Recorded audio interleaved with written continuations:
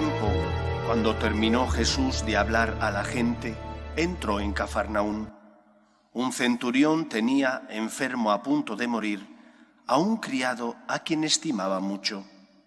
Al oír hablar de Jesús, le envió unos ancianos de los judíos para rogarle que fuera a curar a su criado. Ellos, presentándose a Jesús, le rogaban encarecidamente: «Merece que se lo concedas, porque tiene afecto a nuestro pueblo y nos ha construido la sinagoga». Jesús se fue con ellos. No estaba lejos de casa cuando el centurión le envió unos amigos a decirle: «Señor, no te molestes. No soy yo quien para que entres bajo mi techo. Por eso tampoco me creí digno de venir personalmente.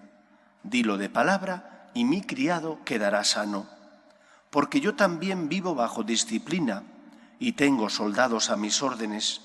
Y le digo a uno: ve y va, al otro: ven y viene. A mi criado: haz esto y lo hace».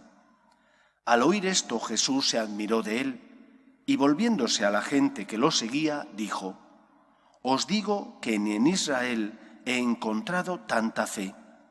Y al volver a casa, los enviados encontraron al siervo sano. Palabra del Señor.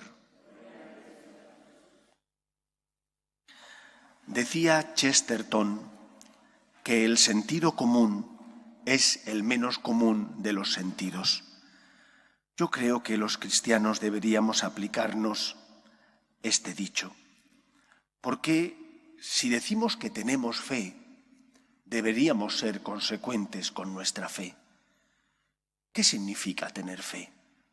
¿Significa entender los planes de Dios? ¿Significa no tener problemas?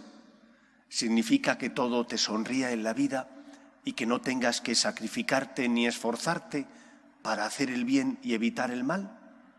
Todos sabemos que no es así. Por tener fe no dejamos de tener dificultades. Por tener fe no comprendemos los planes de Dios. ¿Por qué? Porque la fe implica confianza, significa confianza. La fe no es comprender plenamente los planes de Dios, es confiar en Él, porque sé que existe. Por eso, el sentido común de un cristiano le debería decir: fíate de Dios.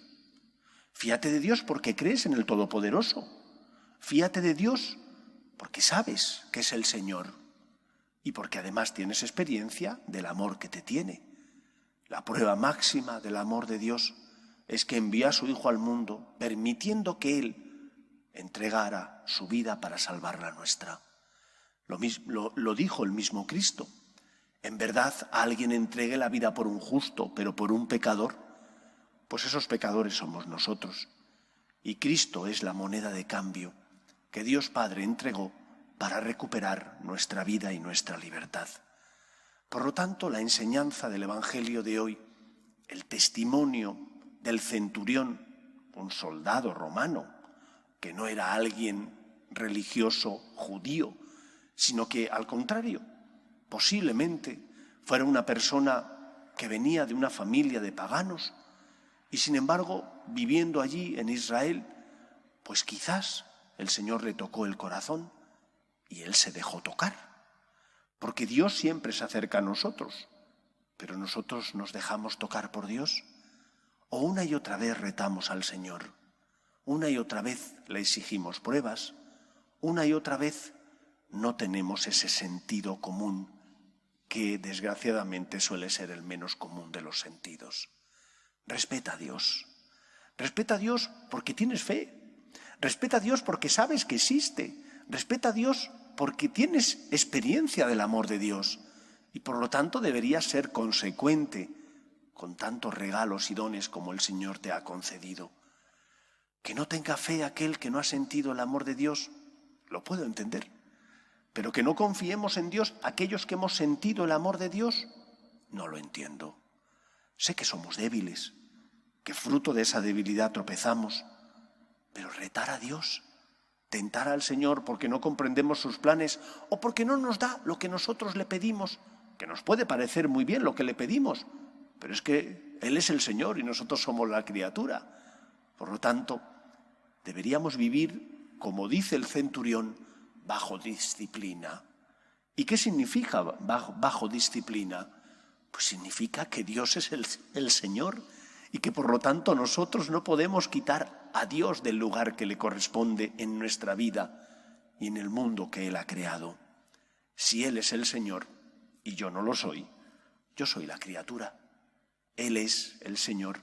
Y aunque no me guste o no nos guste utilizar esa palabra, nosotros somos los siervos, no en el sentido de que no tengamos libertad, sino en el sentido de que hay una relación de dependencia entre el Señor y la criatura, entre el Hacedor y la obra del Todopoderoso.